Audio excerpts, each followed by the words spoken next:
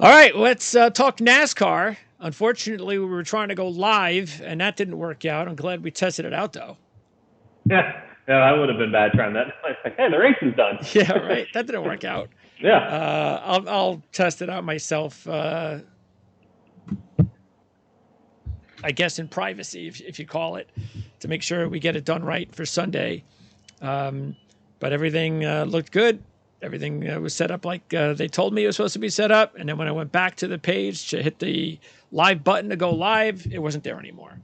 And they gave me no proper instructions. So I'm going to have to restart all of this and make sure that, because your situation again for Saturday is that if your son wins in the baseball, you go back on Sunday.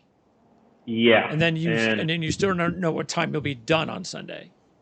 No clue, unfortunately. And they're calling for rain all day Saturday, so it may be a full day slate of stuff. So we'll see. So bottom line is because trust me, I'm going to be doing so many tests between now and Sunday. Like I said, private tests.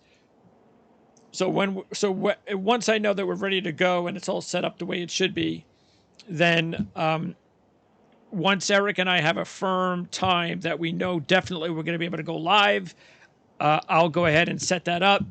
You guys will see it out there, and you'll know, hey, okay, great. They're going to come live at 5 o'clock or whatever. But if you don't see a live notice, then you'll know that we weren't able to get it done live this time around, and it is what it is. So, all right, anyway, if anybody was waiting for our live show, we definitely apologize for having you wait. We might as well, though, start with some interaction with our YouTubers. Matter of fact, we had one on our Playbook partnership channel and one on ours. I had no idea whether or not Paul Moss, I think it wasn't Paul Moss. It was Blackjack. Now, Blackjack, from what he's telling me, is somebody that has, and I wouldn't be surprised because he's coming over from the Playbook channel, Mark Lawrence, legendary sports handicapper. So, you know what? These guys know who each other are. And apparently Blackjack said that he was somebody that was responsible for, the wagering industry in Las Vegas for a specific casino. And he made it sound like, matter of fact, he says, you guys have a lot to learn about betting on NASCAR. So I came back to Blackjack and said, well, teach us then. And I haven't gotten anything back from Blackjack regarding that because I'm not sure if Blackjack knows this, but we do these shows, as you can tell, on Tuesdays. So we're not doing them on Fridays or Saturdays. We're not getting a week's worth of information. We're not getting practice. We're not getting qualifying. We're basically giving the fans an opportunity as early in the week as possible to get as much information as early in the week as possible so they can make their decision on wagering, because you actually have a relationship with covers, Eric. Yep. And your picks at covers, which are done at the end of the week, are usually different than the picks that you have here on our show. Yeah, because for our picks, we get kind of like a fantasy thing. We get like $100, and it'll be different because we got $100 max. And to what I give them, I just give them kind of 3 favorites, 3 sleepers, that type of thing. So, plus, enlighten me, because I've been covering the sport for over a decade and I've been a fan for multiple decades before. So I'm curious how betting would know more than what we possibly could know. And hopefully we'll get Blackjack on live during one of our live shows, because he said to me, and if it's true, he's going to have to explain himself, how he picked Ryan Preece at 35-1 to win the poll. That would just make zero. Yeah. Now, if you can do that, then first of all, you've got to know people down in NASCAR, maybe. First of all, you can't just blindly pick Ryan Preece at 35-1 to win the poll. You just can't. No. Sorry. And what crazy metric would say that he's going to win? And that's what I want to know. If you've got some sort of really expert kind of analytics that can get stuff like that, bring it on, man. Let us know. I want to use it. We don't sit here and call ourselves experts. And I got a thoroughbred trainer by the name of Chad Summers. We do our horse racing shows. He gave out a 50-1 shot a couple of weeks ago. I made several $100 thanks to that. And that's why I got a guy like that, because he knows what's going on. He's there at the track. He's watching the horses. That's why it's a really good show, and he's a really good handicapper. So, hey, man, if Blackjack, if you know of a specific algorithm or something that makes it really profitable, I want to know what that is so I can make money too. Yeah, because I would be curious, and a lot of times some of these analytics are just numbers, because in what realm of the universe would a guy who's qualified 20th, 27th, 31st, 25th, 24th, 26th, 33rd, 8th on dirt would say, oh, that's the pole winner. Yeah. That's the one. Yeah. It's just, and then there's people even that would probably say, oh, I knew Larson was going to win last week. I knew it, but I'll read you what he said after he won, mind you. I never, ever would have thought I would win here at Martinsville. This is from the race winner. This place has been so tough on me. Just does not suit my driving style at all. I like to charge the center. I like to roll momentum, and that's not what this place is like. He was hoping the place would flood. So anybody that tells you, oh, you should have had him, Kyle Larson is the best. He didn't even think he was going to win. Yeah. So, yeah, I struggled. Well, that's why I told Black, because he said something about, I forget what it was. There was another one that he said something, and I says, yeah, but you got to tell. Basically, it does no good to me after the fact. Yeah. Right. If you want to make predictions on this show, and you got to do it on Tuesdays at 12 or 1, you can't wait for any more information, because we don't. So I got to know what you're talking about. I want to know it. If you've got great information, I want to know how, and that's it. So I it's no good to me when the race is over. It means nothing to me. Yeah, absolutely nothing. So I have to. It to. really means nothing past today. There's nothing to be. There is no metrics that you can look at on a Tuesday to say, yep, that's the guy. And I got to tell you, I don't even know. I'm trying to figure it out myself, because like about 4 years ago, it was before you were on board, CJ and I were doing this for a while, and I had my last profitable year, which was, I think, the year before you came on board. I was, you know how hard it is for us to make money based on our situation. My bankroll was over $2,000 on weekly picks. So I was doing really well, but we were doing them again, where, remember back in the days when they had 3 practice sessions, and you knew, it wasn't like the last year and a half we have crazy, which is great. We love it the last year and a half, because it's just anything can happen. Ryan Priest can win the pole. Anybody can win on any given week for any given reason, which is great. That's why I love it. But it was more predictable 4 years ago. So it was a little easier for me if I hit it right and I got lucky to make a few thousand on our formula, the way that we have it. But the last few years, especially the last year and a half, it's been really difficult. And then what happens is when you don't get the breaks, which is what we've been talking about this year, when you know your driver's the best driver and he's not winning, you know he's about to win, but a late caution comes out, or you know that you need a late caution to come out and you don't get it. That kind of bad luck, combined with the fact that it's a lot more difficult. But I've also said this: if you're doing well and you're getting the breaks, that's great, and more power to you. And if somebody out there knows that they can make this work based on some sort of formula that you have, then I think that's a very valuable piece of information that I would love to be a part of. Yeah, because I would like to know what form of metric could know more than the actual driver driving the car themselves. Because that tells you right there it's false. You mean Ryan Priest didn't predict that he won the pole? Yeah. That he was going to win the pole? That's why I don't subscribe to some of those things. It's like, if the driver and the team and there's no numbers that are going to say, well, that's the guy.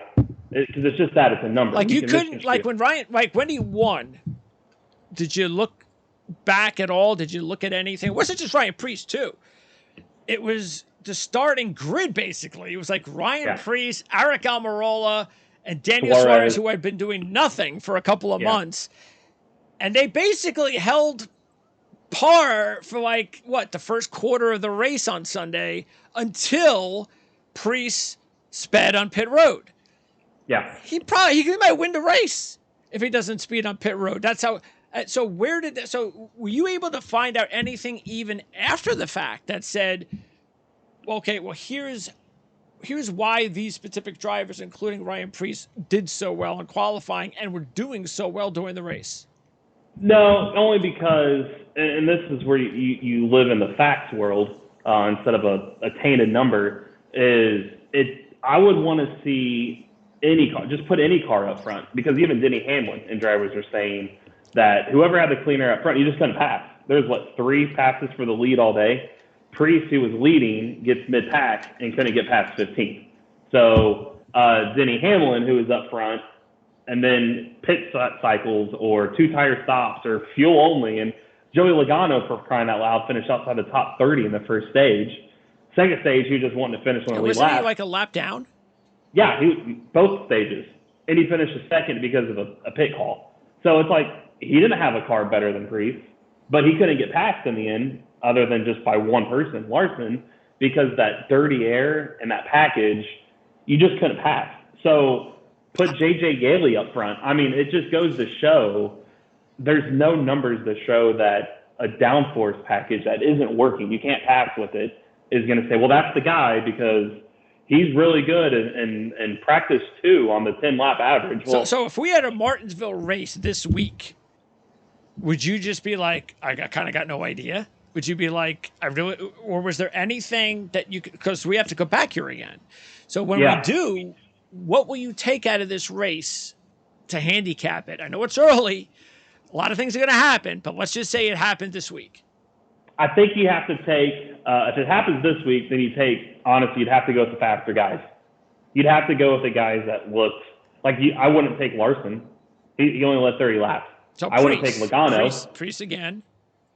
Yeah, I would still struggle with that because even the speeding on pit road, he's never won a race before. Is he going to win a race in that moment? I'd probably go with Hamlin, someone who looked good. Yeah, again, it looked like Hamlin was going to win this race. Yep, as soon as he got up there, the first thing I said, you still got 100, something's going to happen.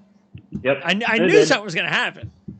Until you can get a car that you can pass, and that where it doesn't matter if you take 2 tires, no tires, that the faster car can get around those. And because it's how can you still pick the faster car? Because anybody run up front is going to look like the faster car. It's when you get back to mid-pack, I want to see the car that, like it used to be where it was easier to handicap. So qualifying is going to be really important next time we come to Martin. Whoever qualifies well and shows speed, those are the guys you want.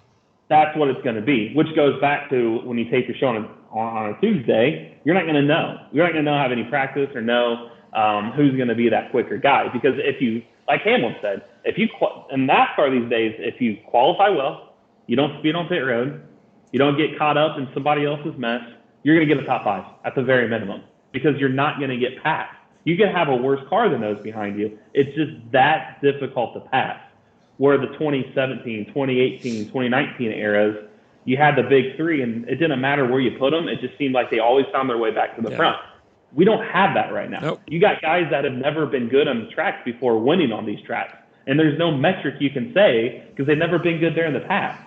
So when you look at it on the week leading into the race, again, unless you know something at the track.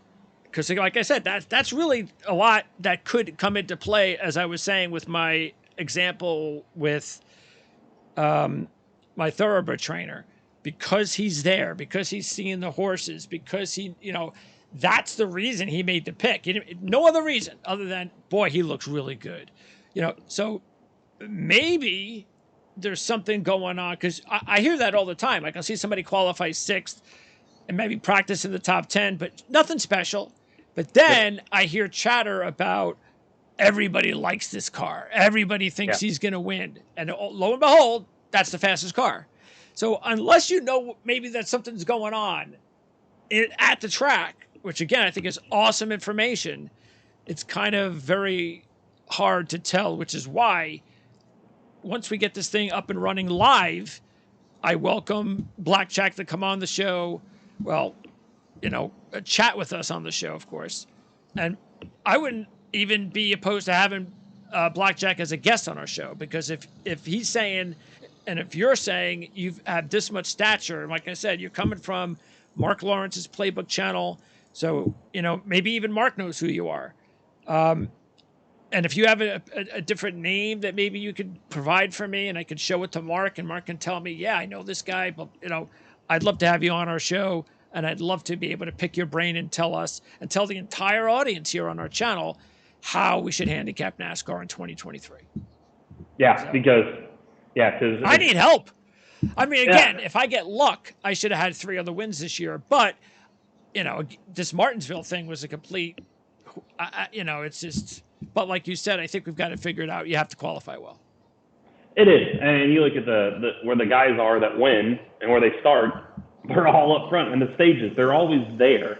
So yeah, I mean it is turned into, as Hamlin said, and I take what drivers say more than what laps in the top 15. They add laps, and that doesn't matter. It's where you finish, not in the laps in the top 15. That you don't have the car, but you can still run up there. That tells you everything you need to know. And like he said, I thought he said it was like 33% of the time the fastest car actually wins. So that tells you the problem. It's like, it's thinking ball sports. Yeah, you're going to have a few times where a team loses the game instead of the actual team wins. Like, oh, they missed a lot of their shots. They're getting good looks. It's just, they just didn't have a good game. In racing, it's like, shouldn't it's the faster car with the better pit crews, and shouldn't they win? But when if you're leading and you're running well and you get mid-pack, you should be able to come back up. That should be a thing. Or if you get mid-pack and you can't come back up, then that tells you, well, maybe that you were just aided by that track position earlier. And that's what makes it so difficult. And I'd be baffled that there's a stat out there that says that, oh, well, we built this in. Did you? What about qualifying? Because I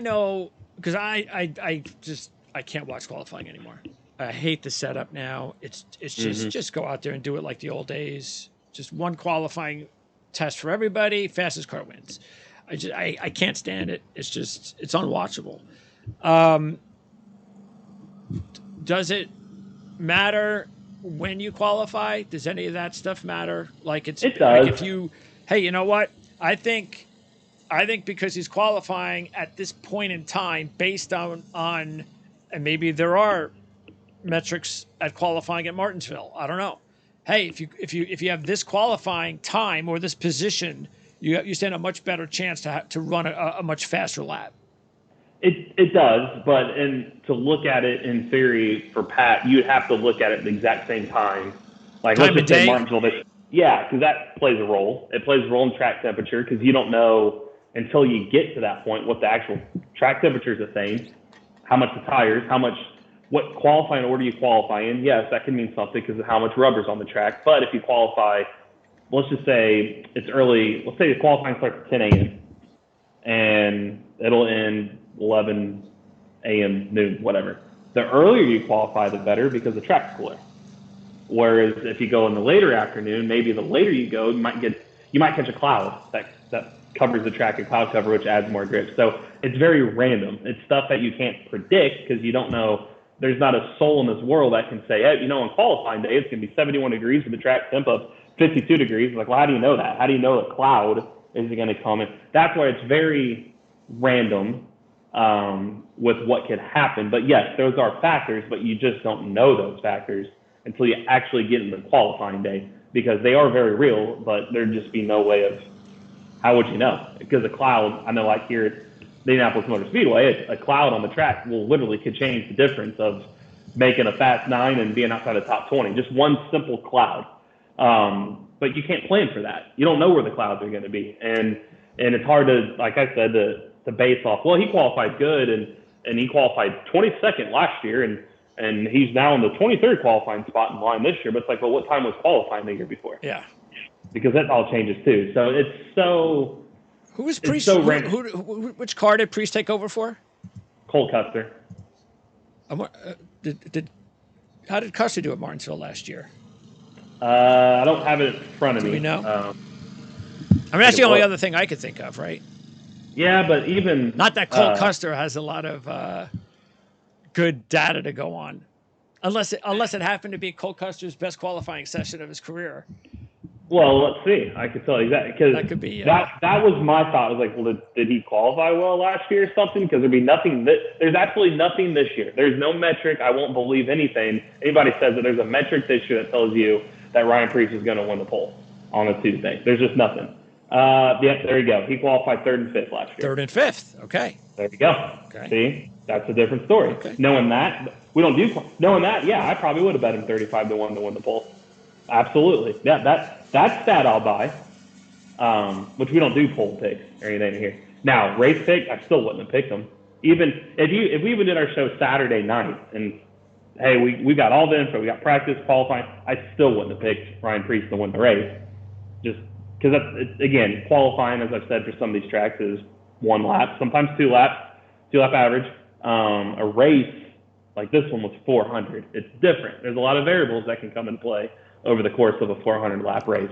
And by the way, it was a good race because of the fact that once, and it was only good once Preece sped on pit road, I was like, all right, here we go. Because the first couple of pit stops, they all came out the same. I'm like, wait a second. How do these 3 guys who are never at the front coming in 1st, 2nd, and 3rd? I mean, nobody's screwing up on pit road with these guys. It's not like these guys are like they got the best pit crews in the world. It was just really weird how nobody could pass these guys. They couldn't be passed on pit road. And as soon as Ryan Preece got called for speeding, I was like, now we're going to start seeing some movement. And it's exactly what happened. As soon as that happened, and all of a sudden, you got, I think you had like a handful of drivers that led about 20 or 30 laps or something like that. Yeah, and I got the quote from Hamlin.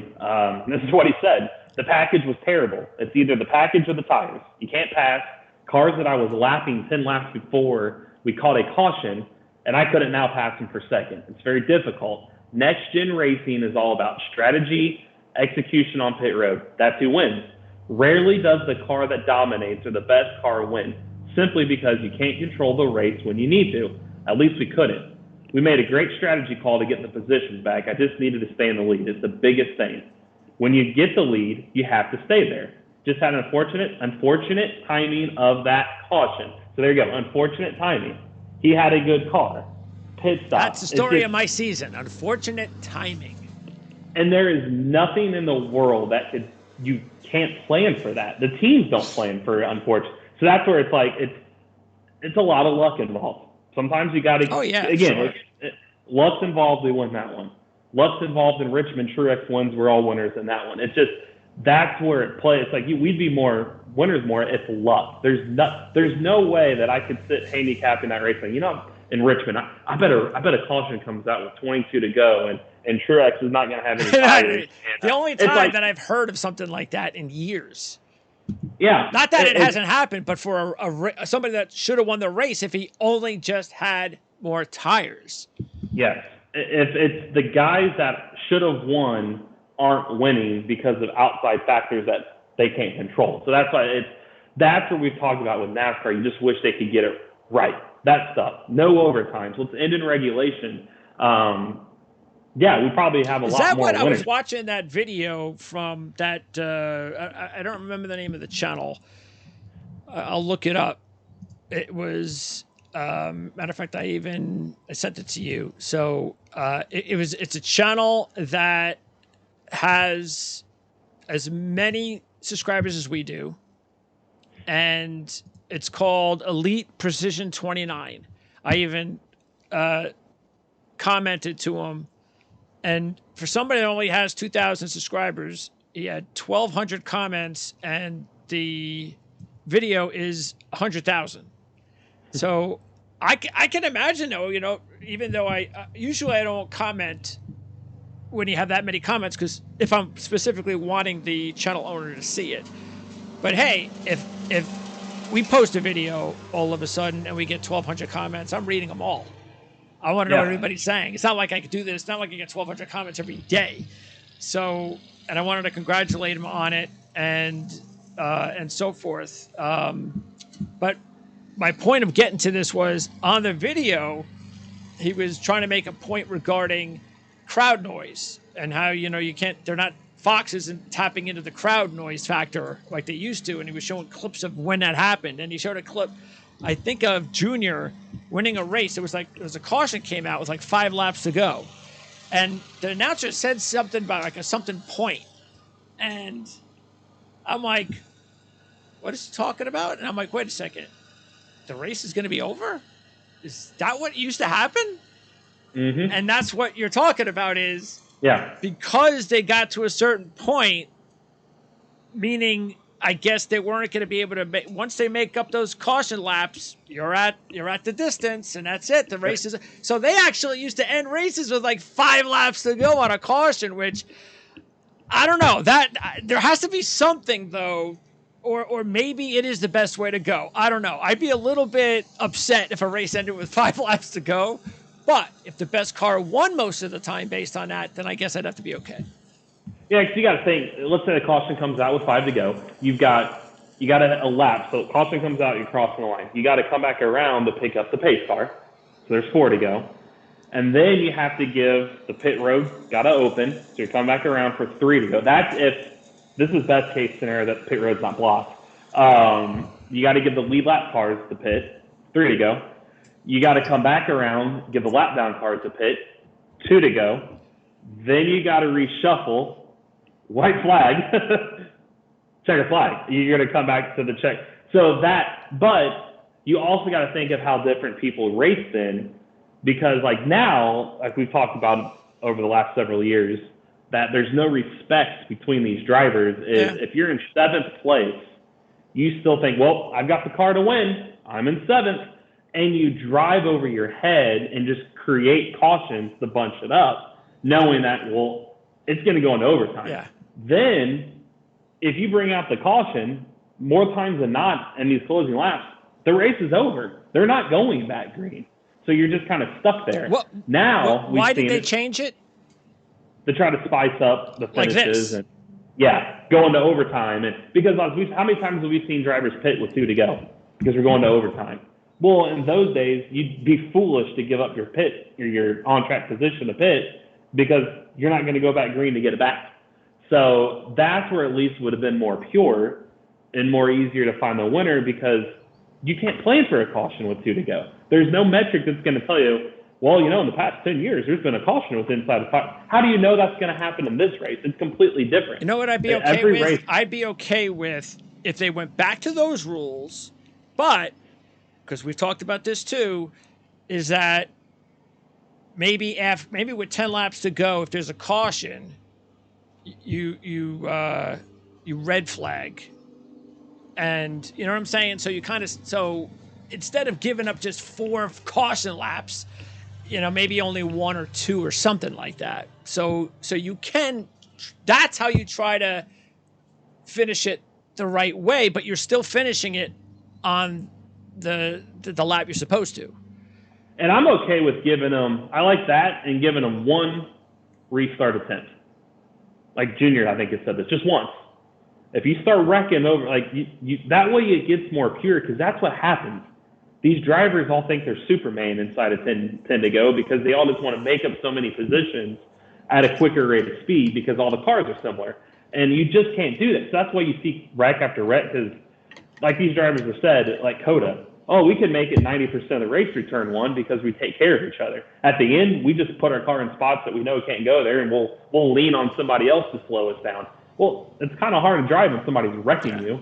So that's where it just becomes random, and that's the part where it's hard to pick winners. And for that standpoint, where NASCAR has become, you're better off betting top 3 and top 5 sometimes than winner. Because an outright winner is you've got 36 charter teams, the 4 open cars, if they aren't going to win. So you could take out, you got 12 to 15 drivers. It's still hard to find that driver out of them, that one to win, especially when it's been more random lately. But top 3 and top 5, and even top 10, you parlay a bunch of them together, yeah, you could win some good money. That's probably your better route, honestly. But again, sometimes like William Byron, Richmond. Oh yeah, you can go from top 5 to you're wrecked. 20 seconds, Yeah, just off of a spin by somebody being again an overzealous late race restart. So that didn't used to happen. You know, it's just like I remember. What was that? Oh, I called. Oh. So the older days when it used to have something happen, and then look, we've got a surprising winner, whether it was a good driver or not. You know, we got a surprising winner because something happened. Now we have all of the parity, and we're also having races where, you know, shit happens and cars that we're not supposed to win, which is why it's making it so much harder to predict from week to week what's going to happen. It's almost unpredictable based on that, which is why CJ right now is leading our picks, because CJ just goes the route of picking like 80% of his picks are like the top 7, 8. Yeah. You know, 7, 8 drivers in the lot. Yeah. And that, you know, and the way things are going nowadays, based on our formula of having to wager just $100 a week and do it on a Tuesday, you know, it's not a bad strategy. It's working for him. So yeah, and that's where it's different too. That's what we do. I mean, we only have $100 to work with, and we're on a Tuesday, and I'm even still saying this, going into that race weekend, let's say Sunday morning, I still wouldn't have picked Larson. Oh yeah, He wouldn't have picked himself. And he wins. Yeah. I mean, that's just how it timed out perfectly for him. Yeah, it did. And you knew he was going to win too. With 20 laps to go, you know he was going to win. That's over. Yeah, another Hendrick winner. There you go. Yeah, and that's where it gets frustrating. He was nowhere all race. I mean, the top cars were nowhere all race, and the only reason they were there on strategy, and the better guys could never get back to there. So. Maybe if there was 500 laps, maybe Priest could have come back and won the race. Well, there you go. See, we talked about that last week, that extra 100 laps. Extra 100 laps. I mean, it really could have. Because at that part of the race, I doubt, was it Logano took fuel only and Larson 2 tires? Oh, yeah, they never would have done that, yeah. He couldn't have done that in that part of the race. So that does change a lot of factors there. You had a viewer, and by the way, Lewis Lynn is without a doubt the biggest William Byron fan I know. So Lewis, who's always had some really good interaction with us and always really good positive feedback, and we really appreciate it. But I think Lewis is a little bit sensitive when it comes to William Byron. So he goes, the roles were reversed at Phoenix. When Byron won, Eric was saying that Byron shouldn't have won because Harvick was dominant. Now, Byron was dominant at Richmond, and you are saying that laps led do matter, but only the win. Or do not matter, but only the win. Lewis said, I disagree with the proven right. I enjoy your videos, and it's great content, but I do not appreciate not giving a driver credit when he deserves it. So what is your analysis based on those scenarios of why you said what you said?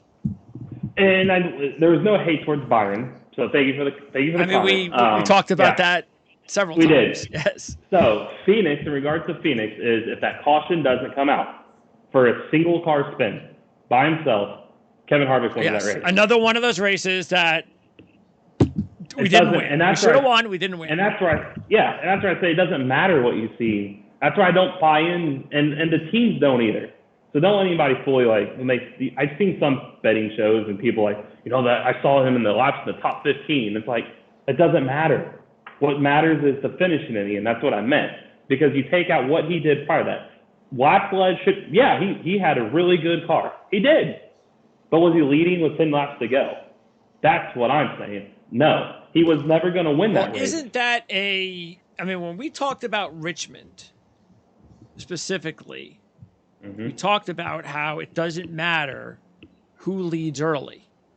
Yes. Doesn't matter how many laps you lead in the first half of the race. It's a racetrack that usually veterans win because they know experience-wise how to slowly move up and pace themselves to basically, you could say, steal the win, but to drive at Richmond, where you're supposed to have your car like almost like at a certain level instead of doing this, and then late your car going to doing this. And that's why our analysis of the specific race is different. Every track and how you race at the track is different. And so you can lead a lot of laps at a place like Richmond. We don't care because we know Richmond's a racetrack that it only matters what happens at the last quarter of the race. Exactly. And in Richmond, the same point, Truex was passing Byron for the lead. He had a better car in that part of the race. That's what I call it the money time. He was the better car at the end. He was passing him. Truex was going. If that caution doesn't come out, Truex wins that race. Same with Phoenix. Yep. If that caution doesn't come out, Harvick wins that race. Which, by the way, we would have hit both of those. And that's what I mean by that. You can't plan for those cautions. Nobody in the world knew Harrison Burton was going to spin by himself with 10 to go across the finish line to Phoenix. Harvick was far enough ahead that he was winning that race. Truex, he was passing Byron. Oh yeah. Everybody knew Truex was better than Byron at that part of the race. So that's what I meant by that. It doesn't matter how many laps you lead before. Yeah, he dominated the race. Good for him. However, it's the end that matters. And he wasn't going to win either of those races. And he didn't win Richmond. He ended up getting spun. So that's what I meant by that. The right guy, Truex. If everything goes based off of how it should, Harvick's the Phoenix winner, Truex is Richmond winner. Byron wouldn't have won either. So it didn't really matter. That's what I kind of meant by that. So I still maintain Byron's probably going to win 5 races this year. He's still, and thinking, even, I don't care what he did in Martinsville, was it 22nd or whatever? I still think he can make Phoenix for a shot at the championship. Yeah, he's had three really bad races, 4 really bad races, which is why, and plus the penalty. But still, he's had 4 bad races. I'm not, and again, whether they're bad luck or not, but for somebody that's had some really good finishes, including 2 wins, it explains why he's not. He'd probably be somewhere in the top 10 still, even with the penalties, if he hadn't been had some of these issues. And by the way, the one race that he clearly dominated and had no late issues to go against him was the Las Vegas race. And you can't take. I mean, everybody know who's the best driver in that race. That was hands down. That was like one of the more dominated races of the year by any driver. And you got to look too, and this is where again, yes, he led a lot of laps. He's been running up front. But at the end of the day, it's about finishes, right? We don't keep track. Hey, he was 6th on lap 200. That's not a metric that's scored. It's at the end of the race, you get points and money for where you finish. And Byron's kind of going to what we said he used to do in the past. So just take everything you've seen. Again, at the end of the day, it's about finishes. Since he won 2 straight, 32nd, 5th, 24th, 13th, 23rd. Doesn't that sound like he has in the past? Yeah, we might be. Yeah. So it's not how you start or run the race, it's how you finish. So that's, unfortunately, and that's where I tie it into what Denny Hamlin said. Does he have a better car than those finishes indicate? Yes, we all know that. But NASCAR's scored upon where you finish. And those are his finishes. Those don't lie. That's where his finishes are. So that's where we talk about where it's harder to gauge, because yes, you very well could say, hey, he should have won a couple of races in that stretch.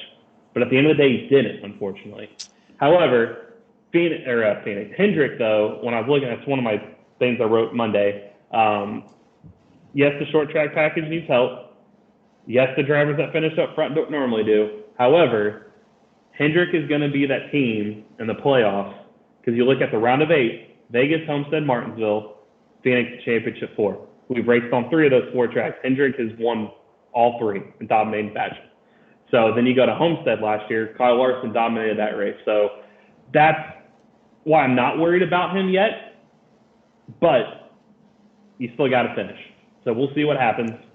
Yeah, he needs another good result or 2 in a row. He needs to put back-to-back again to where you're like, all right, this is different. This is good. But a couple more outside the top 10 in a row, and we're going to start thinking, uh-oh. Here we go again. Yeah. Maybe? Well, in the playoffs, too, you got to realize playoffs are decided by finishes. you've got to stack good finishes together. This isn't going to get it done this way. Yeah, that's the consistency is just still not there where he needs it to be.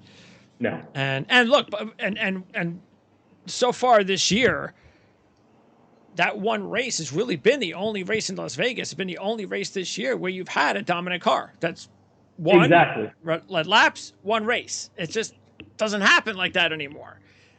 So you got to take advantage of it, and he did. Because I don't even know, has anybody else besides Byron at Las Vegas? I see Chastain did in California. Was there anyone else that won the first two laps, first two stages? I've got it. Let me pull it up right here. I know Chastain did in California and finished third. I have it, and it's loading because I keep track of that. I don't see anyone else. I don't think so. Yep. Come on, I think it's just Byron and Chastain. And Byron the only one that won. Yep. And I've got two. The stage one, this is for the winners. Daytona was 24th, Fontana 11th. Since first, 23rd, Coda, road course, second, 6th, 9th. So really from Vegas on, the winners scoring stage points, and more times than not, they're in like the top 5 or 6. Second stage, they score points every time. So if you want a live bet, you might want to look at somebody that is finished in the stage points for the second stage. And not only that, they're probably up front. It's 4th, 2nd, 1st, 2nd, 2nd, 1st, 8th, 4th, 10th. So find you somebody probably the top 5, and you got yourself a winner there. So yeah, but no, nobody other than Vegas has swept those stages and won. And one more thing before I move on to what we were talking about. There is a big difference between, and I know some fans of certain drivers might take this to heart, and I can understand why they would, but there's a difference between how you win a race late after you haven't, say, led a lot of laps, like what we were talking about at Richmond, or a driver that steals a race. Mm-hmm. And we'll point that out when we feel somebody's stolen a race. It's usually a driver that maybe hasn't been in the top 5 most of the day. Maybe he's been in the top 10 a little bit. Most of it's kind of maybe been late, and all of a sudden something will happen on the track with, caution or whatever. He winds up first and leads the last 5 laps and wins a race. That's prime example. That's a stolen race. Yeah, last week. As opposed to, say, somebody that, like we were saying with Harvick or Richmond, or any driver that races at a racetrack of Richmond, that does it strategically. That's their goal, is to just, I want to make sure my car is best late. And I may not lead many laps until those last 20, 30 laps, but I've actually got a strategy about it, as opposed to a driver that just, hey, good call, last break he got, took advantage of it, stole the race. It happens. So. Well said. That's exactly what I mean by that. Where laps led early, sometimes are because of track position. Guys might have not, where I don't say they stole it, like Harvick, i.e. Phoenix. Truex should have been Richmond, where, they're just kind of there. They're biding their time. That's usually veterans when you see that do that. Because Lowski does that a lot, actually, over his career. Harvick does that a lot, yes. And that's what I mean by that. That is exactly what I mean by where some guys are like, oh, no, well, why didn't you say he stole the win? Well, he really didn't. That's the strategy. Larson, this last week is the best example, stole that one. Took 2 tires, wasn't really in the top. I think I saw him and Logano were outside the top 20 for most of that race, which, again, I said that metrics don't typically matter because this is kind of going to make my point. They finished 1-2. That's why running position doesn't typically matter. Were they the only – so they Larson and Logano, and who else took 2 tires late? Was it Briscoe? Might have been. Were they like the only ones that did that? Everyone there else wasn't took 4? Many, and they held them off. I'm kind of surprised that there weren't many. Especially after seeing how the tires were. Yeah. Just take 2 or none at all. I was surprised by that. Yeah. That part didn't make. Again, that's where I say some guys win the race, some guys lose the race. I feel like that's where they lost the race. Yeah, it doesn't go back farther than this, but yeah, Okay. I don't think Logano was in. Logano was 30th outside the top 30. I do know Yeah, that. I still can't. I still trying to figure out how we ended up second. I don't understand. He didn't take any tires. I do know that, and that tells you something. A car that, I mean, he was a 25th at best place car. Once again, it shows you why, because some of these things aren't luck. You could steal wins and do it because your crew chief is smart. And most of the time, it's your crew chief. The driver isn't the one that's making those decisions, but most of the time. And that's why I've said this for years. It is a team sport. And one of these years, I don't think it's happened yet, but one of these years, a driver is going to be handed the trophy to win the championship, and he's going to wave on his team and his crew chief, if anything, as the representative, to sit there with him. We get the pictures later, and they're all together later. I want that.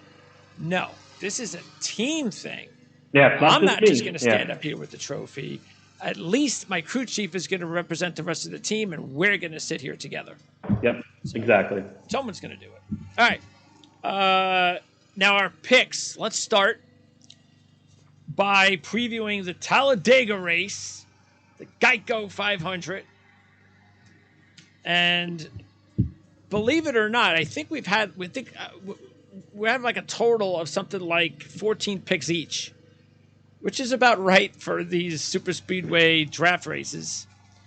But with all of those picks, we only had 3. Wow. That were together. And that was because I did not pick a lot of the drivers early. I picked a few. And you did not pick some of those drivers in the middle. Yeah, I kind of went top and bottom. Yeah. So that's kind of the reason why it happened. So who were the 3 drivers that we took? Blaney? Yes. Harvick? No. Oh. You and I were the only ones that took Harvick. Was there another one up top? Yeah. Hamlin? Yes. And then Jones? No. Oh. You were the only one that took Jones. McDowell? No. LaJoy? No super long shots. No. Oh, wow. Then I'm going to say Austin Dillon? No. Almirola? Yes. Okay. So Blaney, Hamlin, and Almirola. We all took those 3 drivers. And let's see if we had, you and I, we had, let's see if there was any much of a difference without CJ. I don't think so. Yeah, no. Well, we took Harvick, and we took McDowell, and we took Haley, and we took LaJoy, and we took Gilliland. So those are all the drivers that you and I took that CJ didn't. So how about this? Talladega, there's only been one winner in the last 8 that started in the top 8, the first 4 rows. You talk about qualifying not making a difference. That would be this week.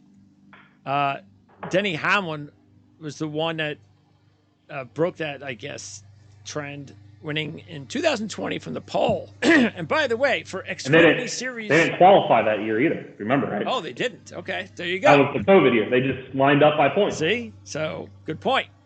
Now, for anybody that's going to bet the Xfinity Series, and I would think that anybody, because I've done it before, anybody that doesn't usually wager on Xfinity Series might do it for like Talladega or Daytona because you pot luck, you can make some money.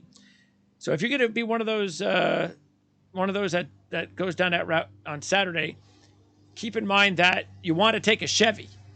Yeah. Because Chevy has won 8 straight Xfinity Series races at Talladega. And you don't want to take a Toyota because they haven't won there since 2014. And they don't have a lot of numbers in Toyota and Xfinity Series. So Austin Hill, if you want to ask my pick right now, Austin Hill for the Xfinity race. Oh, what's his odds? I don't know. I don't have the Xfinity odds in front of me, but I do know he's won the last 2 years in Atlanta. He was second in the other race in Atlanta. Oh, so he's going to be favorite. He's won the last 2 Daytona February races. That's why he's racing in the on the Cup race on Sunday. Yeah, he's in that Beard Motorsports car. Okay. And I do know in the Xfinity Series, where is it at? He does not have a top 5. So you might get decent odds for him this Really? week. Yep. So he's a draft racer? He's a very good, and that car, that Childress car in the Xfinity Series is usually a good super speedway car. Oh, I'm sorry. Yeah. No, his finishes are 33rd, 27th, and 14th. However, last year he led 67 laps in April and 60 laps in October. So that's my pick. I would say Austin Hill. I like it. Hopefully we'll get, what do you think we'll get? 8-1 if we're lucky? I bet he's 10-1 maybe. Really? Junior motorsports cars usually get pretty good odds there. Okay. All right. Now, let's go through the drivers, the odds, our picks. Penske. We'll start with Penske because the two co-favorites, Blaney and Logano at 11-1. Cindric's 22-1, and you could also throw Harrison Burton in there, but Burton is not the way to go this week. He doesn't fare too well on at this racetrack or Daytona, as far as I know. All right, so Blaney, Logano, Cindric, and CJ was the only one to take Logano and Cindric. So you and I just stuck with Blaney. And I was impressed. This is like one of the first times in a while I've seen you go off and put like nearly over a quarter of your cash on a driver, especially in a luck race. Yeah. Ryan Blaney. So you put 28 of your 100 on Blaney. I was like, whoa, all right. And I put 20 on Blaney. So he was the one. So we both put the most money on Blaney.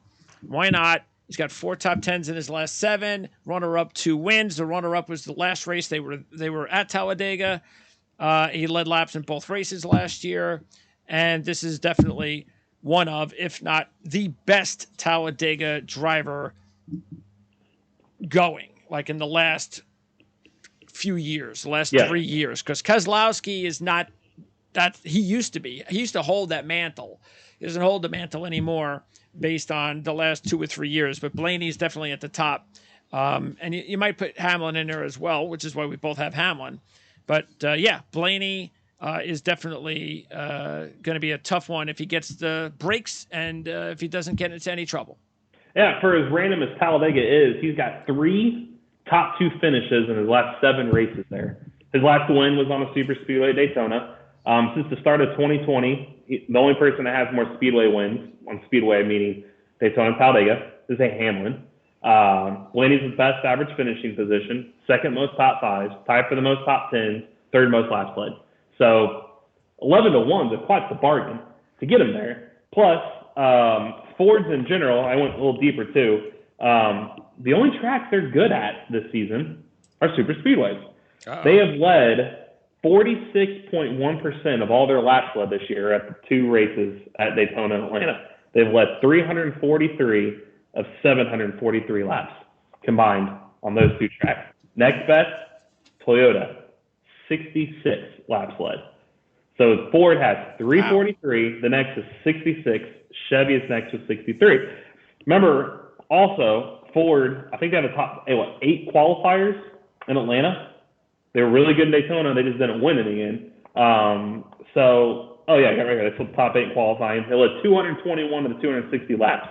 So I really like Ford for that aspect. Blaney being a Ford driver, that's why I invested so heavily, because Logano, it sounds weird not trusting a guy that finished second first in the 2 super speedway races this year. However, and he's a 3-time Talladega winner, by the way. But 4 of his last 5 Talladega finishes, he's finished 26th or worse. He's got 1 top 10 in that standpoint. So it's just hard to go all in when it's like Blaney's due. Logano's not necessarily due. And we've talked about that. When you're on these Daytona, Talladega layouts, if you're in like a little bit of a rut, like Logano is, you just tend to not. You don't want to go back to them until they get out of the rut. Yeah. And he's in a rut, like you said, just 1 out of the last 7. And he stole again, he stole a runner-up last week. So if you even look at his momentum, he won Atlanta, but outside of him stealing that, his only other top 5 this year is at Daytona. So I just don't like where he's at right now. And for the same odds, that's why I had to go more all in on Blaney. Just 11-1 for probably. I know you got Hamlin in there, so I'm going to say he's a top 3 right now driver on super speedways, and you get 11-1. You have to cash in on that. Okay. Meanwhile, Cindric hasn't shown much. Few top 10s and even in the Xfinity Series, but you could see why his odds have gone from 15-1 to 22-1 the last time they raced at Talladega. And next up, let's stay with the Ford camp, RFK, Keselowski, and Buescher. And I took both drivers. CJ took Keselowski. You skipped the RFK camp. Keselowski 15-1, Buescher 22-1. Of course, Keselowski, as we said, he used to be the man at Talladega. He won his first ever appearance there. He's got 6 wins out of 28, but just 1 in his last 10. And he's only led 20 laps at Talladega in his last 6. Buescher, meanwhile, has 2 top 10s out of 6 in his last 6. He was also 4th in the 500. He's done pretty well in the draft racing, and even did well in the Xfinity Series here back in the day when he was running Xfinity Series. And Buescher, meanwhile, both of these drivers, their odds have improved from last year. Keselowski went from 20 to 15-1. Buescher went from 30 to 22-1. But I just stuck with both of them. I thought the odds were pretty decent to stick with both of them. Neither of them have a win. And this would be one of those races where I could see them kind of breaking through. Yeah, I just didn't like Brad going from that 20 to 15-1 number. That was the only thing that scared me away. Like, I could go more, invest heavier on Blaney if I forego going that route, 15-1. And yes, he's won 6 times there, most of anybody active in the field. He was also 23rd and 24th last year. And granted, they were top 2 in Daytona 500 with 5 to go, and then the RCR boys got by him. It's hard to fathom. He was 23rd and 24th, and his odds went down. And Buescher, it was hard not to take him, but in Talladega in 15 tries, he's never had a top 5 either. His best finish, he does have a pair of 6th-place finishes, but 4 of his last 5 finishes at Talladega, he's been 21st or worse. So I thought, nothing showed me last year for them to go down in odds to reach for him now, when I could go with somebody more predictable, like a Blaney or a couple other drivers we'll mention here pretty soon. So that's the only reason I faded them. Not saying they won't win. It's because of the way they're doing better this year than last year. That would be why. Yeah. It was hard for the super speedway, and you got to have luck. And it's just hard to, again, in this season, be the year that the guy that's never had a top 5 finish and 15 tries would go out and win outright. Right. So can't bet them all. No, exactly. All right.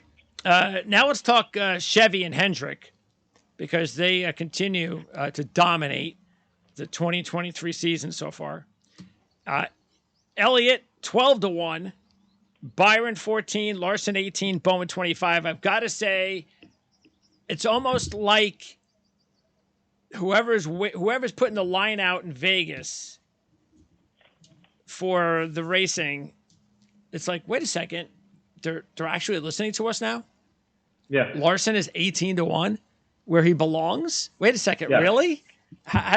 Wow. Even a few other drivers, like, Truex being 30-1, and, it's like, wow, okay. And that's actually why I was even going, now should I think of taking him at 18-1? But still, there's better places to go. That's just the bottom line. Plus, he's already won 2 out of 3. How hard is it going to be to win 3 out of 4, especially with a luck track? And yet he was 4th in this race last year, leading 32 laps, which is really his best performance. So, look, if you want to take Larson out there at 18-1, I don't blame you. He was 12-1 last year. But I stuck with I had to take a Chevy. You have to take a Hendrick car the way they're going every week. You have to. And I decided to go with Bowman based on his odds at 25-1. He does have a few decent results. He was 5th in the 500. So, he's not terrible. He's not really good, but he's a Chevy without a win. He's a Hendrick without a win. And I figured, why not at 25-1? You decided to go with Chase Elliott. I was a little bit surprised by that myself. But Elliott is your Hendrick driver this week. Yeah, I went. Talladega seems to be a track to where the heavy favorites end up somehow, and they find the way to victory lane. I looked, as 8 times since 1995 has a driver earned their first or second career victory at Talladega. 6 of those 8 times did occur in the last 6 years. But if you look at the guys that did win it, they're still end up being pretty good speedway racers. And Chase, hey, all's right in the world. You notice the ratings went up 11%. Not down, they went up. Chase is back. So what better place? Alabama, Chase Elliott country, used to be Dale Jr. country, gets that win. I mean, he won the last time out. 2 trips to victory lane his last 8 Talladega starts. 7th and 1st last year there. 5 top 8 finishes his last 8 at Talladega. He's got 2 top 10s in his 3 starts this season. So it just felt right. 12-1, I felt a decent number for him. Larson, as you said, still that finish last year, 37 super speedway starts. That's his only top 5. I just don't, granted, he probably shouldn't have won Martinsville. Well, he shouldn't have won Martinsville. He's going to go out and win Talladega. But even at 18-1, I had to pass. Byron was interesting because he's been good this year. 4 top 12s in his last 6 at Talladega, so it shows he's up there. But he also has had 8 finishes outside the top 10 and 10 tries there too. So he's just kind of a 10 to 15th place guy, not necessarily a winner. Bowman, I looked at him as you did, but he has 1 top 5 finish in Daytona and just 1 at Talladega in 14 starts. And 2 of his last 3 Talladega finishes was 38. So I thought, out of the Hendrick camp, if I'm going to go by the little reliable method that I use this week, I'll just ride with Elliott. Yeah, I mean, honestly, I think Byron and Bowman should have the same odds for this race. I do too. I don't understand the Bowman disrespect. We talk about this every week, and he's starting to get respect on the futures finally. Yes, a little bit. But 25-1, I thought was a little low. Yeah, they had him too low. He should probably be. Honestly, I probably would have had them both at 18-1 and put Larson back down to 25-1. I'm still baffled that Bowman has worse odds than Larson when Bowman's a better speedway racer than Larson. Yeah. So I might have taken Larson at 25 or 30-1. I probably would have thought about even saying what I just said, but but 18-1, no, still too steep for me. Also, Chevy is Ricky Stenhouse. How about Ricky Stenhouse, who was 40-1 last year, now 18-1. Here's the deal though. He hasn't had a top 15 at Talladega in his last 5 attempts. His first 14, 9 top 10s, 6 top 5s, and a win from the pole in 2017. Very impressive. That is worthy of 18-1, not for his last 5 top 15s. I look, it is time to start giving him his due. Things might be finally changing for Ricky Stenhouse. If he can keep this up, maybe he could be more than just, I made the playoffs and he's out in the first round. Maybe he could do a little bit more. Sometimes it's just a matter of finding the right group. Everybody's all this, your movement and so forth. You got to find the right crew chief, the right team, everything. It's got to kind of work. It's got to get synergy, chemistry. Maybe Ricky Stenhouse has finally found that. It seems like it. Is he really going to win two for two? That's the reason why. If he had no wins this year, I would have took him. If he was down at 28-30-1, I probably would have thought about it. 18-1 just was steep for a guy that, and let's be honest, he wasn't the best car in Daytona. We saw that. He just happened because of the wrecks at the end, and he was there.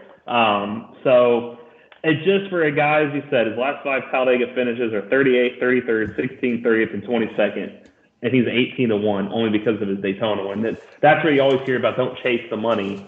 I just feel like if you take him at 18-1, you're just kind of chasing him off of a Daytona win, and I just don't like it at 20 or 18-1. So yeah, and none of us took him, and again, but 3 top 10s in his last 4, 1 top 5.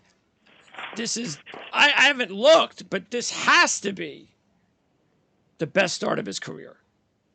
Yeah, it's got to be one of them. Yeah, it has to be. I just, unless I'm missing something from his first year or two, It'd be the Roush days, like early the Roush. But yeah, his best bet is just keep that momentum going. Honestly, since he's got to win, and you're probably not going to win a stage, or you don't want to get caught up in a wreck early, do like you did in Daytona. Be there in the end. The past clearly showed what works. So just be there in the end. And if you get another win, you're really in the playoffs, and you got another 5 playoff points to go with it. So if I'm them, I'd probably play it less aggressive. You don't have to be aggressive. That's not his nature. But look, if he wins the race on Sunday, then we'll have to start putting some money on him on his futures. Well, I'm going to say that because Talladega's in the round of 12, and if he's 2 for 2 at Daytona and Talladega, who's to say he doesn't win in October? And now he's in the round of 8. So, all right, you never know. Toyota. Joe Gibbs. We'll start with Gibbs. Hamlin 14, Bell 16, Truex 30, Gibbs 55. Hamlin, a no-brainer. Again, you take a look, even though he only has 2 wins out of 34, but 10 top 5s in 34. One of them was last year when he finished 5th, the last time out here. He's led at least 6 laps in his last 6, and most of them have been 20, 30, that kind of thing. So we know how good of a draft racer he is, and that's why I said I think if you're looking for the top draft racers right now, I think you put Hamlin and Blaney maybe like right next to each other. Yep, I'd have one too, and Hamlin be the one that I'd go with out of this group because Toyota, out of the last 28 super speedway races, they've won 3 times. So the odds are not on their side, which is why you're getting the odds for him. Hamlin, though, as you just said, I mean, you go back to 2019, and I just rattle off Stenhouse's finishes. Here's Hamlin: 3rd, 4th, 1st, 32nd, led 43 laps that race, by the way, 7th, 18th, 5th. He's always up front. He's probably, I would say, because he kind of ushered from Dale Earnhardt to Dale Jr. Gordon was kind of in there a little bit. Dale Jr. was the face of the super speedway crowd for a while. Keselowski kind of took over. I know the wins aren't as in bunches, but that's kind of the super speedway nature these days. There's more random winners. I think he's the best we got right now. I think so. And you're getting it for 14-1. Yeah. And he's a smart enough driver that knows that, hey, Toyotas don't have the numbers. This thing isn't going to be won early. I need to be there in the end. So 14-1, I thought was a bargain. And I just read those numbers, and I just read Stenhouse's right before, and there's only like a 4-point difference between them on the betting line. So 14-1 to 18-1. You're better going the 14-1 route, which is what I did, and I invested more money that way for doing that. Christopher Bell, people are probably going to look at, hey, Daytona, he finished in the top 5. Yeah. He won both poles at Talladega last year. But let me tell you what he did in those races. 22nd and 17th. He didn't do anything with it. Yeah, he never does anything on these races. No. He's got 1 top 15 at Talladega. That's why for 16-1, I don't care what he did at Daytona. I just couldn't go that route. I would much rather go with Ricky Stenhouse than Christopher Bell. Yes, I would too. I would go that route, but at that point, you're chasing again. When you're better off putting that money you would have put there on someone like Hamlin or Blaney and winning more. Sure. Gibbs, 37th last year, 35th and 7th in his. He's just not a good super speedway racer. Nope. So he has momentum entering, but not somebody I would go with. And Truex is, like we said with Larson, these are by far his worst tracks. Like just. Not even. I'm glad to see his odds coming down. That's even the further. good thing. That's the tempting thing about 30-1 now. He was 5th last year. It's a luck race. Hey, if that guy can do it, why can't Truex? So that's the only reason why it was like, at least I'm getting odds now where I can consider it now. Yeah, 36 starts, 3 top 5s, and I think he had his total. So he's got 5 total top 5 finishes at Daytona or Talladega. And his last 11 Talladega finishes are 40th, 35th, 23rd, 26th, 23rd, 20th, 24th, 23rd, 31st, 12th, 5th, 26th. So I thought I'm chasing if I get him at 30-1. So Hamlin's a smart play out of that Toyota group. If you could find him at good odds at the top Toyota finisher, snag him that route too. He has improved over his last 5 races overall, from 19th to 3rd. So, it's only a couple other places he can go, 2nd or 1st, unless he's got to start a new streak, another trend line. But Hamlin definitely the way to go. How about Denny Hamlin having the same odds as William Byron in this race? Yeah, I thought that was crazy. And even how is Chase Elliott and Ross Chastain better than Denny Hamlin? I thought the same thing. I thought Hamlin should be the trio at 11-1. I mean, last year it was him and Byron and Elliott, Logano and Larson. I don't know why Larson at 12-1. So he was there last year, and he went backwards. So I'm like, that's even better. That just bring him more my way. I can't imagine they're going to stay that way very long. So no, I would put money on that right away. And that's where some of these odds of people talking about over the weekend. We're taping this Tuesday. Things are going to change because a lot of people might take him at 14-1 now. I would think those odds may not be 14-1. I can't imagine. I haven't looked at my sports book yet. I can't imagine I'm getting 14-1. I can't. Yeah, it's a steal right now. All right. The other Toyotas, you got Reddick and Wallace. Wallace 18-1, Reddick 22-1. Wallace won this race actually in 2021. Actually, I don't know if it was this race or I think it was the other race. Playoff race, yeah. And Reddick doesn't really have much of a track record on these types of racetracks. So I just figured I'll stay away from Reddick, but I'll throw a few bucks on Wallace. CJ did as well. You decided not to. Wallace did finish 9th last time out. He has also in his last 4 races gotten better each time. Maybe he's starting to get a little bit of a rhythm. And if that's the case, he needs to finish in the top 10 this week. But yeah, at 18-1, I thought that was right on the line. I didn't want to go any lower. And I didn't expect I was going to get much better. But you might be able to. Maybe there's some places you can get 20-1 or better. Yeah, and he's one you're going to wait and wait till qualifying because Toyotas, especially him here, they don't qualify typically well. That's good. And with him, granted, Bell qualifies well there and Hamlin. That's about it. He 9th in this race last year, and was that by rain? I need to look if they actually qualified if that was by rain. Everything else has been like 15th or worse. And I looked at usually Wallace has been an automatic. I'm always taking him on speedway races. And then I was looking at his finishes again today at Talladega. He's got 1 top 10. It's sort of like LaJoy. Yeah. It's like you look at LaJoy's actual stats, and you're like, wait a second. Hasn't he finished like in the top 5 or top 10 like 4 times, 5 times? No. Yeah, you look at his finishes. They run up front, but they don't finish well. And that's where I got with him. Like, 18-1 is exactly where he should be. And I've chased him every year, and he's only won once for me, obviously. Was this race 2 years, not this race, this track 2 years ago. So that's why I went a little different and took what I would have bet on him. Because remember, I used to have almost a book, I felt like, of drivers I would choose at these races. And I'm just going to invest more in Blaney. Instead of chasing, I feel a lot better with somebody like that. So that's why I punted on him, just that 1 top 10. I mean, he's only got 2 finishes, better than 15th. And Reddick, these are by far his worst tracks. Yeah. This is another week 39, 28th, his last 3 there. 4 of his 6 outside the top 20. And Daytona, remember, he wrecked. I think he was, 39th or what was he? I got it right here. 39th. Last in Daytona. Yeah, or second to last. So, yeah, not his track. Again, the Toyota stat of just 3 winners in the last, I got it right here, 3 of the last 28. 2 of those 3 were by Denny Hamlin. So just stick with Hamlin on this route. That's it. That's probably the best play. Absolutely. Out of them. All right. Chevys. Let's go for some more Chevys. We got Kyle and Dylan. Kyle 16, Dylan 25. Kyle's, he had that run going. Again, I've stayed away from him for the most part because his odds were just getting a little out of hand. And now the last 3 races, he's cooled off a little bit. Let's keep in mind he only has one win at Talladega in 35 starts, and he's 16-1. He was third in this race last year. Dillon, 25-1, was second in this race last year.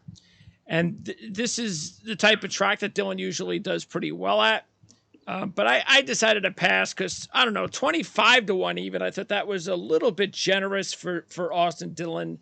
I think Dillon should be more like 35 or 40-1. Then I would have taken him.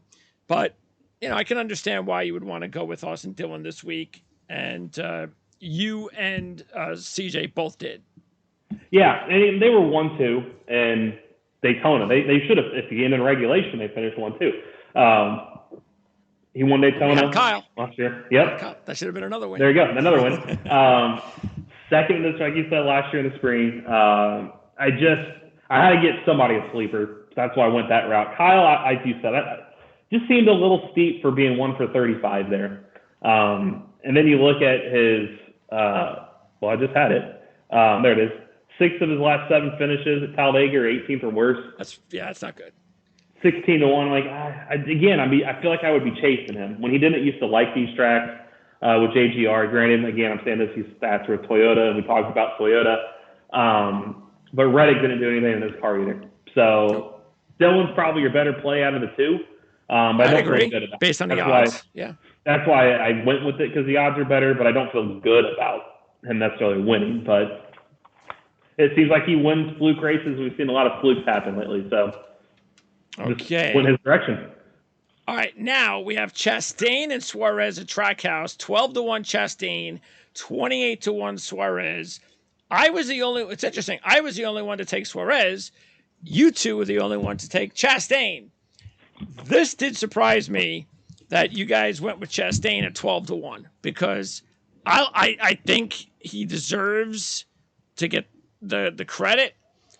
But when I'm trying to compare him myself to, like, an Austin Dillon and a Blaney, some of my other top picks, I just I don't think he's there. I think he should be behind those guys, and I might have taken him at 15-1 or 16-1, but I understand why he's 12-1. He was really good last year. Matter of fact, he was better the last time out when he led 36 laps, as opposed to the race that he stole this race as defending champ. And he actually is very good too in the Xfinity Series at this track. So this is a good racetrack for Ross Chastain. I just didn't like the odds. And Suarez, I did like the odds. And he actually did pretty well last year, along with Chastain. So they both did well last year. And Suarez has a decent history in the Xfinity Series, 7th in the 500 this year. But I was getting a whopping 28-1, as opposed to the 12-1 I'd have to invest on Chastain. But with your strategy of not taking some of the other drivers that we talked about, it's not just extra money on Blaney, but this gives you an opportunity to throw money on drivers that I did not throw on, like Chastain and Elliott at 12-1. That's exactly what I did. I wanted another driver up top, and he was 1st and 4th last year. So it's like he was up front. Can you do it again? You're asking a lot. It's hard to get 3 straight top 5s at a super speedway. So I took him, though, 1st and 4th for that. I was like, he's 1st and 4th. Sample size is pretty good, so 12-1. I went that direction. Suarez just 17th or worse in each of his last 6 weeks of the season, and it's just, these didn't used to be good tracks for him. So that's the only reason. Granted, he did better recently. He was good in Daytona in February. Yeah. Last year in Atlanta, which I know it's not Talladega, but Atlanta Super Speedway package, he was 4th and 6th. So you're probably getting a better value with him at 28-1 than just, you're going off a guess on Chastain is what you are, but I just wanted another top driver and I had the money to do it. So that's the only reason why. I don't feel good about it. Nothing really, I feel like Trackhouse has cooled on the season. You don't really see so far dominating up front. And I'll caution, Chastain hasn't won a race since this race last year. No. It's been a year since he's won. So that's why I don't feel great at 12-1. 15-1 probably is where he should be. But I had the money to risk it on him a little bit, and I'd rather risk up top than I would in the middle right now. Because, again, as I said, it seems like the top guys end up somehow finding victory lane. And then you have Corey LaJoie at 60-1. He was 100-1 in this race last year. So he's starting to catch on. And yet he has one top 10 in 10 races, and he's led only 2 laps. So it's that's why it is. This is like one of those situations where it's important that you actually watch the races instead of just looking at stats. If you were looking at stats, you'd never even touch this guy in this race. But watching the races, these types of tracks, he just if he doesn't get any trouble, he just and he probably is one of those that employs the strategy of hanging out. Wait until the end of the race, smoke's cleared, I'm there. But he's there. And then something does happen, like Wallace we were talking about, where they're there, they're good enough, but for some reason, whether it's nerves or whatever the case may be, they just can't close the door. And that's exactly where 60-1, where I gambled on him more than Wallace for that exact same reason. Because they seem to be there, and they both don't seem to be there when it counts with the checker flag. But at least if I'm going to gamble on one of those, 60-1 sounds better than 18-1. Yeah. And we saw what he could do in Atlanta. We've seen him up front in Daytona. And it's just baffling to look and see he's led 2 laps total, both were last year there. But if he can get it right and you have some luck, he's running much better this year. You just get the feeling he's going to win one of these at some point. And so while he keeps 60-1, I'm going to keep hammering him. That's it. Just keep taking him until he wins. It's interesting that his teammate's 200-1. And you could say this is one of his better tracks in the Cup Series. I mean, 13th, 11th, 15th, 15th, 17th, 10th, 12th, 3rd. He's been there. Last year he was not with a very good team, 33rd, 23rd, but 200-1, I didn't take him. Doesn't hurt to throw $1 his way. Yeah. That's not same a bad equipment. idea. Same equipment that LaJoie has, and there's that big of a gap between them. And Dylan's stats prove that he's pretty good at this track. So it wouldn't hurt a couple bucks to tie Dylan's way. Yeah, and the thing with Wallace, though, let's remember when he did win his race, what was that? That was like the last lap kind of deal? Rain. That was the rain. Short. Yep. There you go. All right. Let's now talk some more Chevy with Colleague, Haley and AJ. And again, you and I both took Haley. I was the only one to take AJ, but I just decided to go with both. Haley actually is my second biggest payout next to Blaney and another driver. But Haley, to me, was because you put $3 on him. I put 5. I know he doesn't have a top 10 in the Cup Series, but that doesn't matter. His best finishes were last year, both top 15s. And in the Xfinity Series, 5 races, 5 top 10s, swept the 2020 season at Talladega. Yeah. We know he's good at Daytona. 55-1. This is to me, it's the best long shot of the group. And that's why I put $5 on him, not just a couple. And AJ, I figured, why not? He won the Xfinity Series race last year, 3rd in the other one, 6th in the Daytona 500 this year, and he's Haley's teammate. So I figured, all right, I'll put a couple of bucks on him as well. And you got to look, Haley's team is beaming now with joy because finally NASCAR got it right. The final appeals process for the 30, they gave him the points back. NASCAR vouched for him, and the appeals panel finally was like, you're right. Hey. So they got a win. Why not another win? 5 of his 8 wins are on, and that's Xfinity included, Super Speedway. His only Cup win, Daytona. Granted, it's a fluke, lightning, rain, and he was leading. Allmendinger hates these tracks, and Allmendinger is going to probably be like he did in Daytona. He can be in the top 10. He might be a good top 10 play because he's going to ride the back for a while. Just needs to be there. But he doesn't like to make the moves and mix it up because he just absolutely hates Daytona and Talladega. And as you said, it's a steal that Haley, knowing his stats, are 55-1 when Allmendinger's 50. Yeah, that doesn't even make any sense. It makes 0 sense. Yeah. There is absolutely no reason Vegas should have that. It should be flip-flopped, but I'll take it. At the very least. Yeah. And especially if you talk to the drivers, Haley would say, these are one of my favorite tracks. Allmendinger, I hate these tracks. Why would you have them the way they have them? So 55-1, snag it. Take it quickly before it goes. All right. Yep. Now we go back to Ford, Stewart Haas, Harvick, Almirola, Briscoe Priest. None of these guys with good odds. They're all long shots, and I took them all. Almirola 25, Briscoe Harvick 30, Priest 55. And let's see, you took Harvick as well. Yep. And that was it. And CJ didn't take anybody. No, he took Almirola. So he's got Almirola in the group. So for me, Harvick is also one of the better long shots because I'm getting 30-1 on Kevin Harvick, who knows how to race with the draft. Doesn't, yes, his stats may not be perfect, but he does have 19 top 10s and 44 races there, which is not a bad accomplishment. With 8 top 5s a win. Yes, only one win, but that's why he's 30-1. We know he's off to a great start. The point standings tells you all you need to know about what kind of a season it's been so far for Harvick without a win. I just felt that this was a steal that I'm getting 30. He's 30. Truex is 30-1. Yeah. And look at the two comparisons with the history. It made no sense. I feel like the most safest money-making play you're going to make. Haley's the better long shot. Harvick's the best pick at, as you said, 30-1. He's got 2 top 5s in the last 21.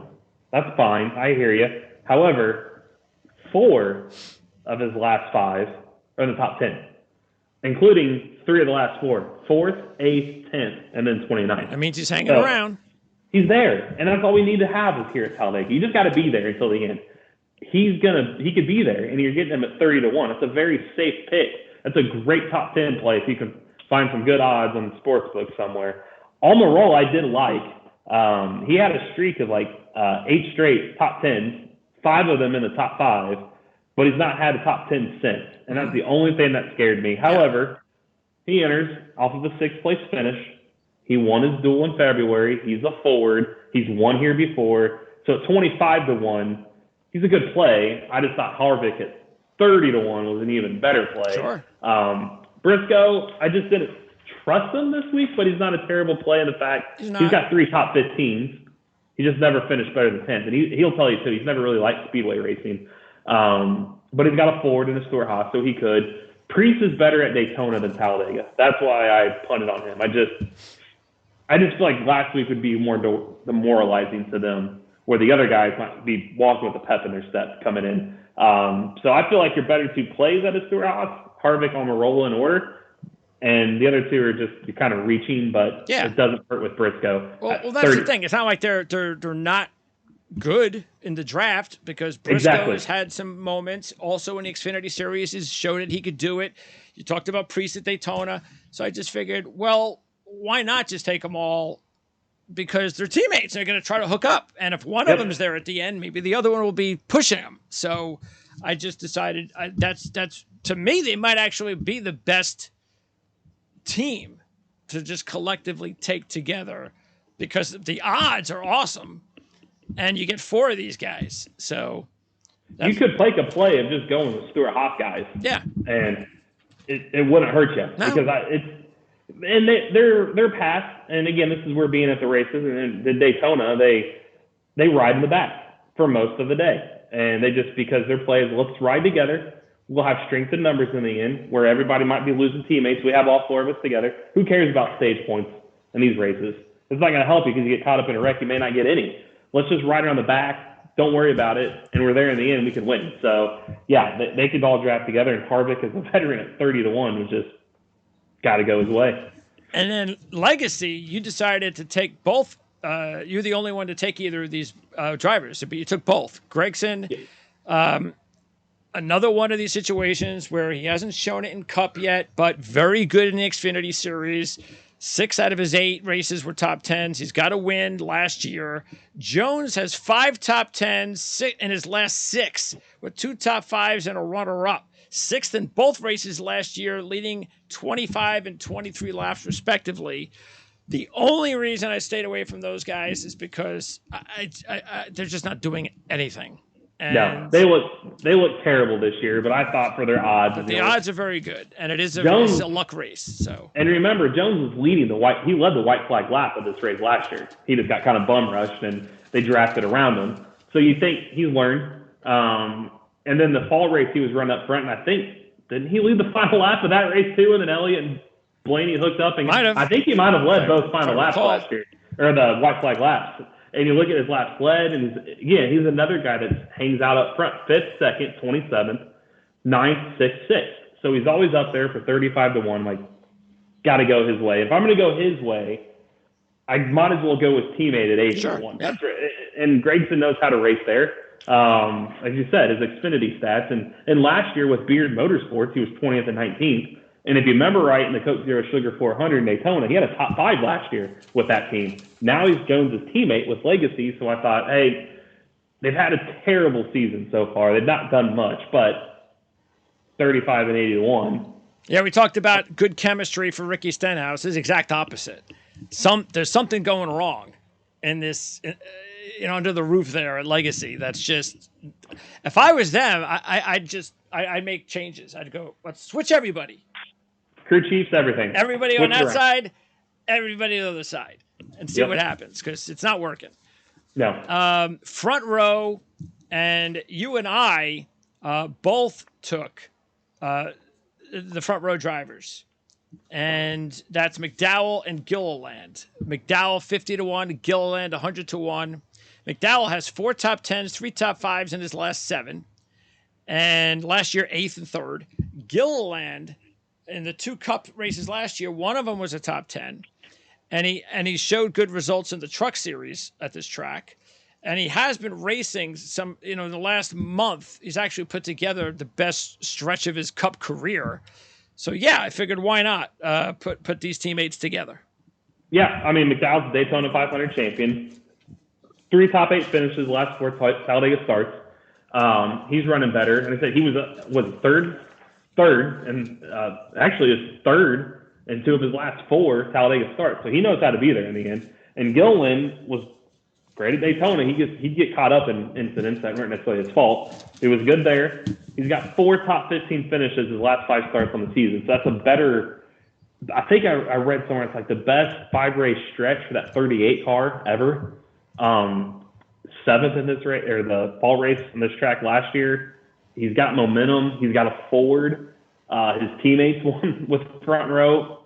I mean, for 100 to 1, it's like you got to go his route. So that's the reason. I'm kind of shocked CJ just didn't throw a couple bucks their way, because it doesn't hurt you. You could throw 6 total dollars and come out pretty profitable if one of those guys won. He puts them all on the top. Matter of fact, I think he only had 1 long shot, which was Gibbs. So, yeah, Gibbs, once you get past Dillon, the 25 to 1, the only driver he put in was Gibbs at 55 to 1. So, which that's shocking too, with Gibbs and Super Speedway and Toyota. He's got Gibbs on his fantasy team, so that's why. He likes there him. You go. I forgot about. Yep. So, and Larson actually won a couple of races for me, so that helped. I actually caught up for the first time with you for maybe the whole season, like 50 points. I got a long way to go. So we are going to post all of these picks. They'll be available to you pretty much as soon as you get an opportunity to watch the show. You can click the link, and you'll be able to see the picks as you go through it if you'd like to do it that way. We'll be back for the next, just for these specific shows, of course, for, what do we have, Dover? Yep. And then what is after that? Dover, Kansas, Darlington. Then we have the All-Star race? Then we have the All-Star race. Okay, which is actually going to be interesting because it's at North Wilkesboro? Yeah, and they listen. We don't have these crazy 10-lap segments. It's going to be the longer runs, like the drivers have said. What kind of run? I think it's like 100 laps to the finish. Just regular race? Well, it's 100 laps, and then there's a break, and there's a final 100 laps. Oh, good. And, there's some strategy. What is it, a mile? I think it's a half mile. It's even smaller. It's really tiny. Yeah, okay. Small track. And I know I'm probably butcher it. I can't remember because I haven't been there since '96. The back stretch might be uphill, and the front stretch downhill, or vice versa. So you got that. Hills. Yeah, it kind of goes up. Okay. And you got to go down. So it doesn't. You can't really tell on TV, but you really feel it. So you got to think you're going kind of downhill into a turn on an abrasive track. It's gonna be hard on tires and brakes. The other side, you're kind of going a little bit uphill, so completely different how you attack the corners. You can't attack too hard because the tires fall off. And that's what the driver said, make it a long run because you'll see some passing because their tires are going to fall off. They're going to slick and slide. And then the last 15 laps or so, 20 laps, you're going to get all sorts of banging into each other. Hey, man, we don't need points. We just need to win. Yep. So it should be a fun day. Yeah, looking forward to it. All right. So, again, Sunday comes. If you get a notice by subscribing, you have to subscribe to get that notice. And trust me, like I said, I'm going to be doing like 7-8 tests to make sure that when we say we're going to go live, we're going to go live. So, but I'll do a bunch of tests. And if it says we're going to go live on Sunday, then check us out. Don't forget, if you miss it live, it's not a big deal because you'll be able to see the recording of the show. And again, it's all going to depend on how we do it based on timing and all sorts of other stuff. So it's possible that we might just watch it along with you without having the video up. So you basically just, you can put a headset in your ear and listen to us like we're on the radio, and you could watch the race yourself. That's very possible of how we're going to do it, but hopefully we will. If we don't, we'll definitely do it again another time, depending on when's your son's baseball league end? When does it end? June. It goes into June, but sometimes we play weeknights. Sometimes it's like this weekend. Well, we'll have to make sure. We'll have to look at the schedule ahead. Yeah. Make sure. Like we have a game tomorrow. Of course. Yeah. So we'll make sure that that's on not on the schedule next time. Eric, appreciate it as always. Thank you. Oh, yep. Next IndyCar race is when? Barber Motorsports Park. So not this weekend, but next weekend. Oh, so we'll be talking next week. Yep. Okay. Yep. There no more of these really long breaks. Now they're going to probably. Okay. Now we'll settle in. All right. Yeah. And by the way, I was trying to put together that press conference, and unless they added it late yesterday, they didn't even have a press conference. Yeah, I don't know what happened to that. I don't know what and their quotes came real late. It's like I had all my stuff done. I'm like, when are the quotes going to? Because I don't want to transcribe them, which I couldn't because the videos weren't up anyways. Because they'll send you the quotes from it. I'm like, and this thing was over like an hour ago. Where are these things? So everything was delayed. I don't know if they were like, hey, we're West Coast and we want to get to the airport and get the hell out of here, and we'll post these later or what, and they forgot. I don't know. But yeah, it was usually they're up within an hour. And it was strange to have both races on at the same time. That's just, I mean, they couldn't work that out. I'm not sure what that was about. So it would have had to been NASCAR side because IndyCar being in LA, West Coast start, and they couldn't have gone any earlier. There you go. NASCAR's in East Coast. Yeah, it had to be a West Coast thing. Yeah. Screwed everything. But it was encouraging that IndyCar's ratings. I mean, only a couple. I mean, it was comparable to last year, and they're going head to head with NASCAR this year, and NASCAR was up 11%. And you got to compare with Chase Elliott coming back. So it's like, hey, that was actually good. They're finally going up. If that's not a warning sign, though, that they've got problems, that one driver can impact their revenue stream that much, that's a problem. That, and it goes to show people don't watch Saturday night races anymore. Because the last year's race was a Saturday night. And this year's race was a Sunday. Yeah. So the same network, but you combine the Chase Elliott factor, which granted, he wasn't the entire 11% people coming back. But I would say that plus a Sunday compared to Saturday. Last year. Yeah. That's why. And that tells you people don't want to watch Saturday night races anymore. And they By the don't way, I like you mentioned, it was on a night race, and they switched it to the day because they wanted better racing. It wasn't anything. Didn't work. Nope. Goes to show you, I think it's the car. It's absolutely after what's happened the last 3 races now. So, Yep. All right. Anyway, appreciate it, Eric, and we'll talk to you maybe on Sunday. Maybe. Yeah. Yep. Fingers crossed.